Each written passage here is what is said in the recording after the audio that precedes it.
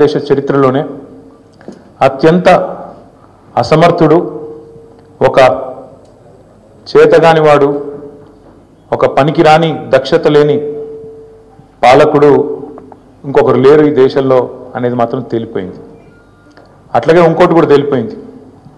ఏవైతే వీళ్ళు ఒక 420 హామీలతో అభయ హస్తం అనే పేరు మీద ఇచ్చిన మేనిఫెస్టో, అందులో సబ్బండ వర్గాలకు కలిపి 420 హామీలు ఏవైతే ఇచ్చిండ్రో, కాంగ్రెస్ మేనిఫెస్టో ఈ శతాబ్దపు అతిపెద్ద మోసం అనేది కూడా తేలిపోయింది.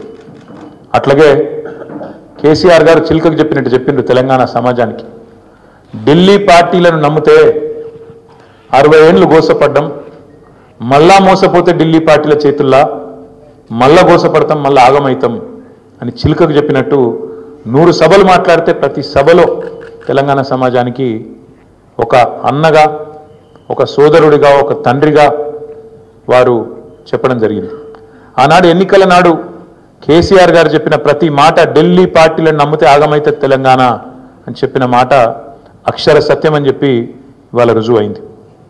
ముఖ్యమంత్రి గారు మాట్లాడుతూ నన్ను ఎవరు నమ్ముతలేరు, అప్పు ఉడతలేదు, ఢిల్లీకి వెళ్తే దొంగను చూసినట్టు చూస్తుండ్రు, అపాయింట్మెంట్ కోసం పోతే చెప్పులు ఎత్తుకపోతాడేమో అని భయపడుతున్నారు. నాకు తెలిసి అయితే నాకు దగ్గర 48-49 ఏళ్ళు ఉన్నాయి.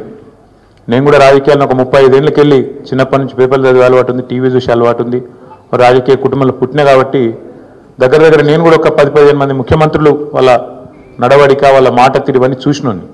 నాకు పక్కన చాలా మంది విశేషమైన అనుభవం కలిగిన వాళ్ళు ఉన్నారు. కానీ బహుశా ఇంత దివాలా కోరు మాటలు మాత్రం బహుశా ఈ దేశ చరిత్రలనే ఏ రాజకీయ నాయకుడు కూడా మాట్లాడలేదు. ముఖ్యమంత్రి కాదు, ఏ రాజకీయ నాయకుడు కూడా మాట్లాడలేదు. ఒక్క మాటలో చెప్పాలంటే రేవంత్ రెడ్డి గారు నిన్న నాకు పరిపాలన చేత కాదు అని కాడి వాడేసిండని చెప్పక తప్పదు. చాలా స్పష్టంగా కాడి వాడేసి నాతో కాదు అని చేతులు ఎత్తేసిండు.